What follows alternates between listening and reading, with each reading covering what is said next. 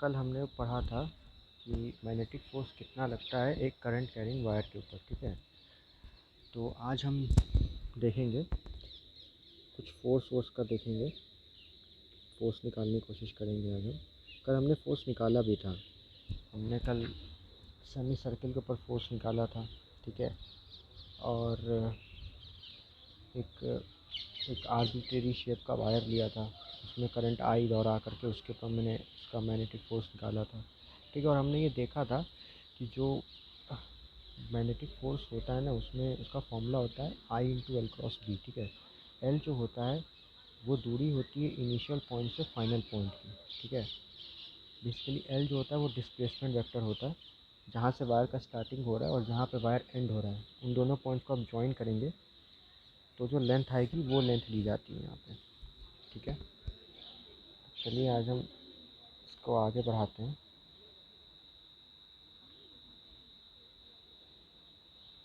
जैसे यहाँ पे एक मैग्नेटिक फील्ड है, ठीक है, और इसके अंदर एक इस तरह से एक लूप है, करंट इसमें आई बह रहा है ऐसे, ठीक है। करंट आई बह रहा है, स्क्वायर लूप है ये, इसे हम लोग कह सकते हैं।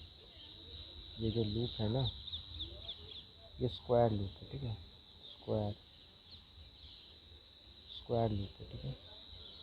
तो अगर हम इस पर फोर्स निकालें तो सबसे ऊपर वाला जो लेंथ है उसके ऊपर जो फोर्स लगेगा वो इधर लगेगा, और कितना कितना लगेगा फोर्स। अगर हम इस फोर्स को कैलकुलेट करें तो आई इंटू एल क्रॉस बी, तो ये फोर्स कितना होगा, आई, मान लेते हैं इसका साइड ए है, ठीक है, तो आई ए बी ऐसे, ठीक है। इसके ऊपर लगेगा इस तरह से आई ए बी, इसके ऊपर लगेगा इस तरह से, ये भी आई ए बी और ये भी आई ए बी, ठीक है। तो आप देखें तो चारों तरफ से जो फोर्स लगेगा वो आई ए बी ही लगेगा, ठीक है। तो यहाँ पे जो टोटल फोर्स होगा ना वो कितना हो जाएगा, ज़ीरो हो जाएगा, ठीक है। टोटल फोर्स कितना हो जाएगा, ज़ीरो हो जाएगा। वैसे भी अगर हम एक चीज़ देखें ना, तो मैं आपको एक चीज़ दिखाता हूँ।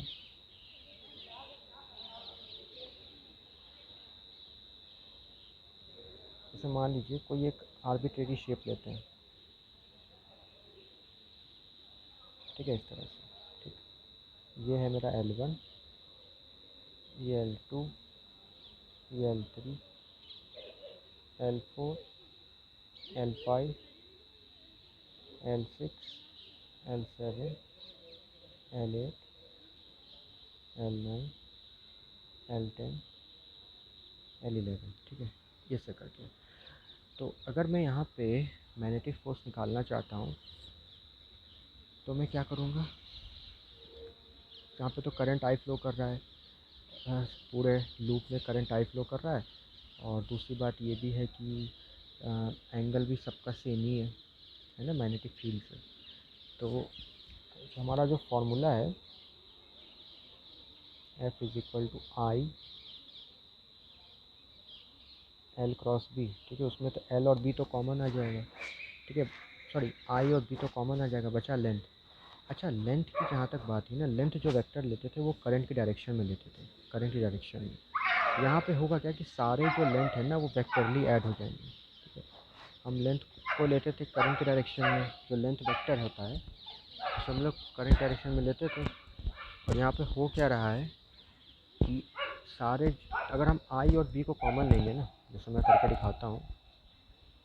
जैसे अगर मैं यहाँ पे आई को और बी को अगर कॉमन ले लूँगा, ठीक है, ये L1 plus L2 vector plus L3 vector इस तरह से ऐड होते जाएंगे, ठीक है।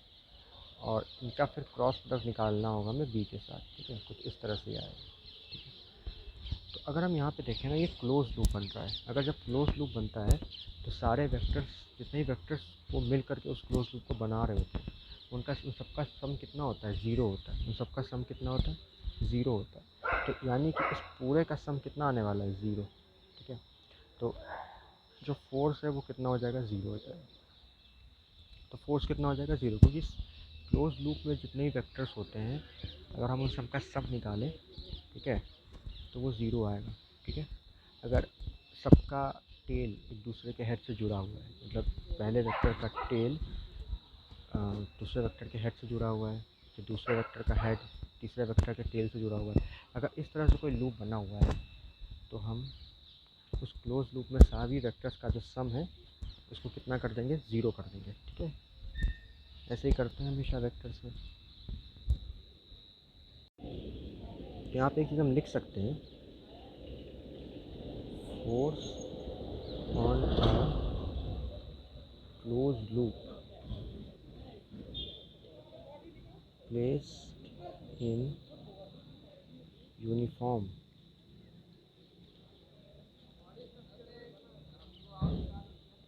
magnetic field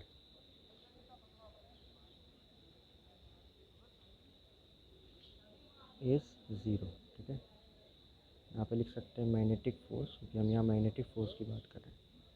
तो magnetic force on a close loop place in uniform magnetic field is 0। ठीक है, पर यहाँ पे एक शर्त भी है।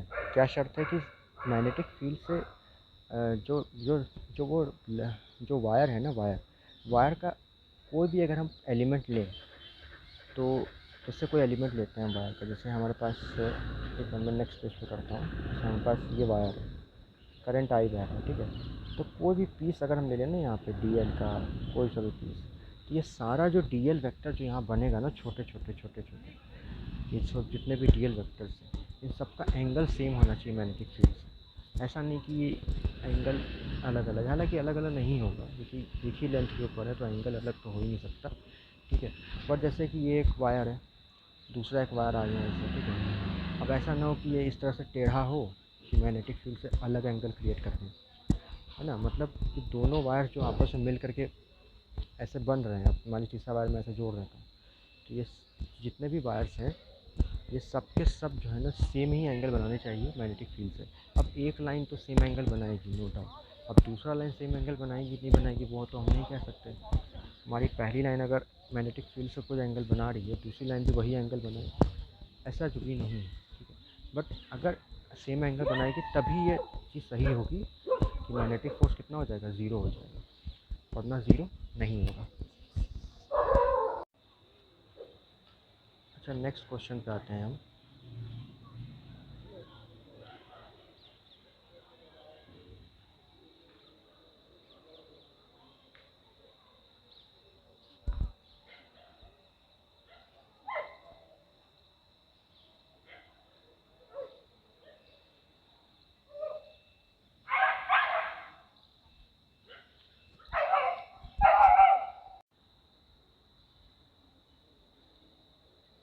जैसे यहाँ पे करंट आई बह रहा है, ठीक है, इस तरह से।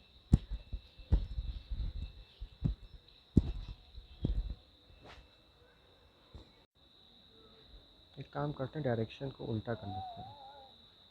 ठीक है, उससे कोई फ़र्क नहीं पड़ेगा, उल्टा करें चाहे इधर करें उससे फ़र्क नहीं पड़ेगा, फिर भी मैं ऐसे लेकर के सॉल्व करता हूँ, थोड़ा सोल्यूशन करने में आसानी होता है। ठीक है, ऐसे फोर्स जो लगेगा ना तो बाहर की ओर लगेगा, ऐसे अंदर की ओर लगेगा। ठीक है, तो हमें क्या करना है, अच्छा देखिए यहाँ पे क्या है, ये क्लोज लूप है। अगर क्लोज लूप है तो इसके ऊपर जो मैग्नेटिक फोर्स होगा वो 0 होगा। मैग्नेटिक फोर्स कितना होगा, 0 होगा।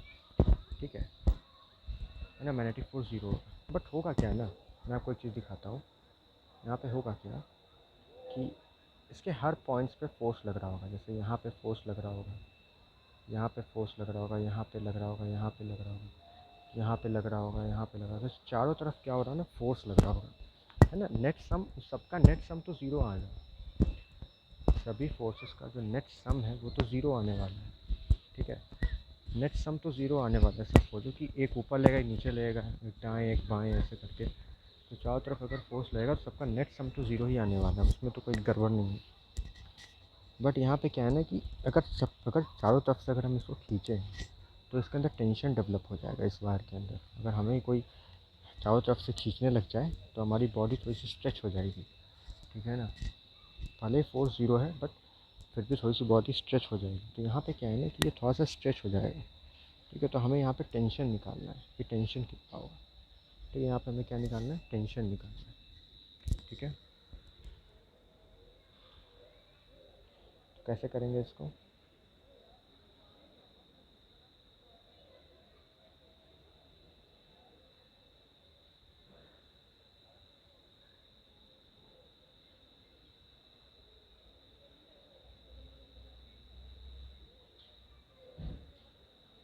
अच्छा, एक बात तो क्लियर है कि टेंशन हर पॉइंट पे सेम होगा, क्योंकि यहाँ पे सभी पॉइंट जो है सिमिलर है। अगर मैं सर्किल पे कहीं भी बैठ जाऊँ तो सारे के सारे पॉइंट जो है सिमिलर है, तो टेंशन तो सेम ही होने वाला है। तो एक काम करता हूँ, मैं यहाँ पे एक लेंथ काट लेता हूँ। मैं ये लेंथ का जो मैं वो लेता हूँ वो डी ले लेता हूँ, ठीक है, इस तरह से। और ये एंगल ले लेता हूँ, 1 मिनट। इस लेंथ को देखिए, इस लेंथ पे इस तरफ जो है ना वो टेंशन ऐसे लग रहा होगा। अगर हम यहाँ पे फोर्स की बात करें तो यहाँ पे फोर्स कैसे लग रहा होगा, तो फोर्स लग रहा होगा कुछ इस तरह से, ऐसे, ठीक है। 1 मिनट,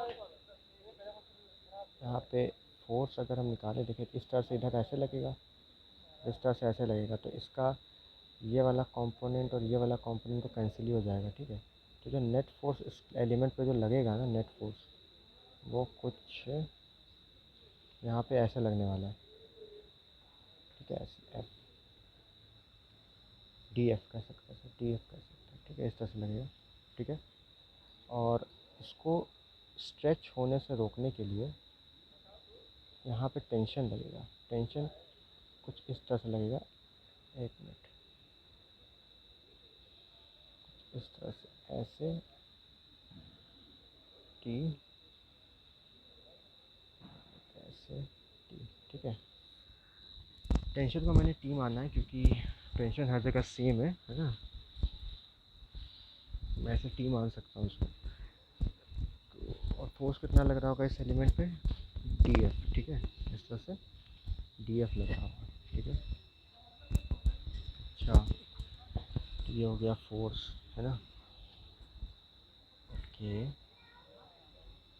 अब हम एक काम करते हैं, इसको 2 पार्ट्स में डिवाइड कर देते हैं, ठीक है। ये हो जाएगा डी थीटा और ये भी हो जाएगा डी थीटा, ठीक है। सॉरी, डी थीटा बाई 2 ले लेते हैं इसको, D theta by 2, total angle D theta, ठीक है। तो इसको हम डी थीटा बाई 2 ले लेते हैं, है ना, क्योंकि मैंने इस एलिमेंट का जो एंगल है वो डी थीटा लिया है यहाँ से, तो इसको मैं डी थीटा बाई 2 कर सकता हूँ, कोई दिक्कत नहीं है, ठीक है। तो अब मुझे क्या है ना कि इस देखिए, इस टेंशन के हम 2 कंपोनेंट्स कर सकते हैं। एक कंपोनेंट इस टेंशन का ऐसे होगा, ठीक है, और एक कंपोनेंट होगा ऐसे। ये एंगल अगर डी थीटा बाई 2 है तो ये एंगल भी डी थीटा बाई 2 ही होगा, क्यों। ये एंगल भी कितना होगा, डी थीटा बाई 2, ठीक है। ये एंगल भी डी थीटा बाई 2 ही हो जाएगा, ठीक है। और ये एंगल हो गया डी थीटा बाई 2, ठीक है। तो ये एंगल कितना होगा, ये एंगल, एक मिनट, मुझे जो है डी थीटा बाई 2 की नीड नहीं है, मुझे इसकी नीड है। ये एंगल कितना होगा, ये होगा एंगल आपका 90 degree minus D theta by 2, ठीक है।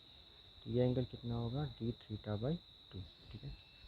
अच्छा, सेम इसी तरह से इधर भी हम कर सकते हैं, ठीक है ना, इस तरह से। ये एंगल कितना होने वाला है, डी थीटा बाई 2, और इसके नीचे वाला कंपोनेंट ये कितना होने वाला है, 90 माइनस डी थीटा बाई 2, ठीक है, इस तरह, ठीक है। अच्छा, पहले तो हम हॉरिजॉन्टल कंपोनेंट का देखते हैं। तो हॉरिजॉन्टल में जो है ना, टेंशन का कॉस वाला कंपोनेंट आ रहा है, ठीक है। तो T cos D theta by 2 is equal to T cos D theta by 2, दोनों सेम है, कैंसिल आउट कर जाएंगे, ठीक है ना। एक लेफ़्ट है एक राइट है, तो दोनों को इक्वेट कर सकते हैं, कैंसिल आउट कर जाएंगे। मतलब हॉरिजॉन्टल में कोई भी टेंशन नहीं है ना, हॉरिजॉन्टल में मतलब कोई भी टेंशन नहीं है।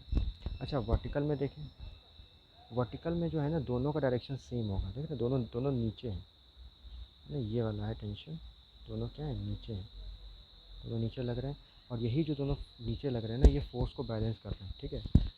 यही क्या कर रहे हैं, फोर्स को बैलेंस कर रहे हैं, इसी कारण से खिंचाव आ रहा है, ठीक है। तो ये कितना होगा, अगर हम देखें तो इसको, ये आपका होगा टी इंटू टी,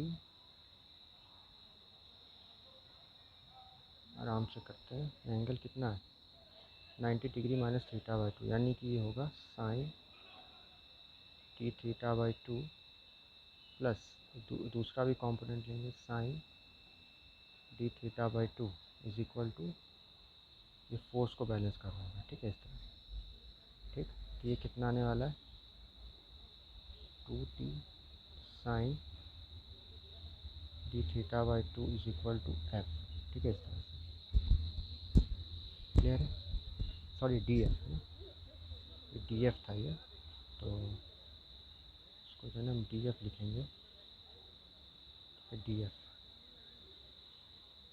ठीक है, डी एफ। ओके, अगर हम इस तरफ पीस को देखें ज़रा, ठीक है, ये पीस ऐसे है, यहाँ से एंगल ये बना रहा है डी थीटा, ठीक है, इस पीस का लेंथ है डी एल, इसका इसका रेडियस मान लेते हैं आर, है ना, जैसे ये जो सर्किल है ना इसका रेडियस आर हो गया, तो हम लिख सकते हैं D L is equal to R into D theta, ठीक है, D L is equal to R into D theta, ठीक है। तो हम फोर्स क्या लिख सकते हैं, D F is equal to I into D L cross B होता है ना फोर्स, यही फोर्स होता है, तो यहाँ पे हम लिख सकते हैं D F is equal to I, है ना, डी एल की वैल्यू कितनी है, डी एल की वैल्यू, अच्छा यहाँ पे डी एल और मैग्नेटिक फील्ड तो ऐसे है, ठीक है, तो मैग्नेटिक फील्ड में जो एंगल बन रहा है वो कितना बन रहा है 90 डिग्री, कितना बन रहा है 90 डिग्री, ठीक है, तो यहाँ तो साइन 91 हो जाएगा, तो यहाँ पे डायरेक्टली लिख सकता हूँ मैं R D theta into B, ठीक है, इस तरह से, यहाँ से वेक्टर हटा देते हैं, ठीक है, ऐसे, अच्छा, तो ऐसे आ गया, तो इसको उठा के यहाँ रख देते हैं, 2t sine D theta by two is equal to I R D theta into B, ठीक है, I R B into D theta, ठीक है। अब ये क्योंकि ये बहुत छोटा है, तो sine D theta by two को हम डी थीटा बाई टू ही लिख सकते हैं, तो ये टू टू कैंसिल हो जाएगा, तो T is equal to I R B, ठीक है, ये हमारा टेंशन है, जो टेंशन लग रहा होगा ना इस स्ट्रिंग में उसकी वैल्यू आ गई, ठीक है, तो इतना टेंशन क्या हो रहा होगा ना, लग रहा होगा पूरे इस सर्किल पे, ठीक है, जो कि इसको फैलने से रोक रहा है, क्योंकि फोर्स तो बिल्कुल स्ट्रेच करना चाहता है इसको, चारों तरफ से इसको खींचना चाहता है, तोड़ना चाहता है ना, बट ये टेंशन इतना लग रहा है ना, जिस वजह से ये क्या है, ये टिका हुआ है, ठीक है, स्ट्रेच नहीं हो रहा है, ठीक है। ओके, चलिए थोड़ा और भी फोर्स निकालते हैं, ठीक है, एक काम करते हैं, एक वायर लेते हैं इस तरह से, इस पर करंट बह रहा आई, एक दूसरा वायर ले लेते हैं इस तरह से, ठीक है, मैं इस पर करंट I1 है, इस पर करंट I2 है, ठीक है, और दोनों के बीच की दूरी है समथिंग कुछ d मान लेते हैं, ठीक है, और हम ये पता लगाना है कि पहला वाला जो वायर है वो दूसरे वायर पे कितना फोर्स लगा रहा है, ठीक है, जो पहला वायर है ना वो इनफाइनाइट लेंथ का है, कितने लेंथ का है, इनफाइनाइट लेंथ का है, ठीक है, तो हमें ये पता लगाना है कि पहला वाला वायर दूसरे वाले वायर पे कितना फोर्स लगा रहा है, ठीक है, दूसरे वायर की हम लेंथ भी ले लेते हैं, कि जो लेंथ है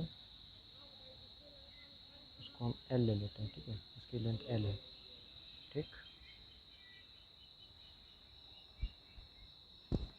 ठीक है, ओके, ठीक है, तो हम ये देखते हैं कि हमें फोर्स जो निकालना है ना वो पहले वाले वायर के कारण दूसरे वाले वायर पे निकालना है, ठीक है, हालांकि फोर्स जो होता है ना वो इक्वल एंड ऑपोजिट होता है, तो अगर आपसे ये क्वेश्चन पूछा जाए, अगर आपसे ये क्वेश्चन पूछा जाए कि दूसरा वाला वायर पहले वाले वायर पे कितना फोर्स लगा रहा है, तो क्योंकि जो फोर्स होता है वो इक्वल एंड ऑपोजिट होता है, जितना फोर्स कोई हमारे पे लगाएगा हम पलट के उतना ही फोर्स उस पर लगाते हैं, है ना, ये तो थर्ड लॉ है न्यूटन सर का। अगर हम किसी पे जितना फोर्स लगाते हैं उतना ही फोर्स हमारे ऊपर वो भी लगाता है, ठीक है, जिस पे हम फोर्स लगा रहे हैं वो, ठीक है। तो अगर आपसे क्वेश्चन में अच्छा क्वेश्चन यहाँ पे ये बन सकता है कि छोटा वाला वायर बड़े वाले वायर पे कितना फोर्स लगा रहा है, बट आप क्या करो, आप बड़े वाले वायर का फोर्स निकालो छोटे वाले वायर पे, सेम ही आंसर आएगा, ठीक है ना, सेम ही आंसर आएगा। बस ये कि थोड़ा डायरेक्शन ऑपोजिट हो जाता है बस, ठीक है ना।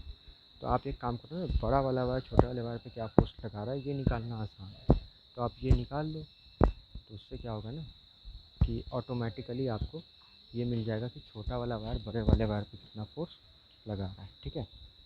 तो देखते हैं ये जो बड़ा वाला वायर है यहाँ पे कितना मैग्नेटिक फील्ड क्रिएट कर रहा होगा। पहले तो मैग्नेटिक फील्ड क्रिएट कैसे कर रहा होगा, वो कुछ इस प्रकार से कर रहा होगा।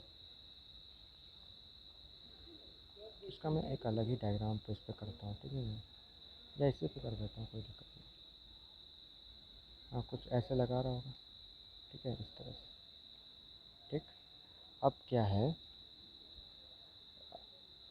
ये जो मैग्नेटिक फील्ड है ये डी दूरी पे मुझे लिखनी है, क्योंकि ये मैग्नेटिक फील्ड वैरी कर रही होगी, क्योंकि हमने फार्मूला पढ़ा है कि इनफाइनाइट वायर से जब हम दूर जाते हैं तो मैग्नेटिक फील्ड डिक्रीज़ करती है, ठीक है। तो जो मैग्नेटिक फील्ड होगी वो कितनी होगी, अगर हम लिखें यहाँ पे, तो म्यू नॉट अपॉन में 2 पाई इंटू I1/d, इतना इतना मैग्नेटिक फील्ड इस वायर के पास होगा जहाँ पे I2 रखा हुआ है, ठीक है, यहाँ पे इतना मैग्नेटिक फील्ड होगा, ठीक है, इस तरह से, ठीक। अच्छा चलिए ठीक है, इतना होगा, ओके, बहुत सही। तो फोर्स, अच्छा मैग्नेटिक फील्ड ऐसे अंदर की ओर होगा, ठीक है।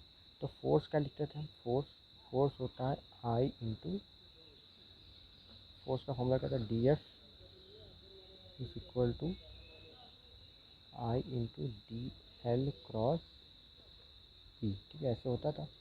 अच्छा लेंथ और मैग्नेटिक फील्ड यहाँ पे 90 डिग्री पे है, ठीक है, लेंथ और मैग्नेटिक फील्ड यहाँ पे कितने डिग्री पे है, 90 डिग्री पे।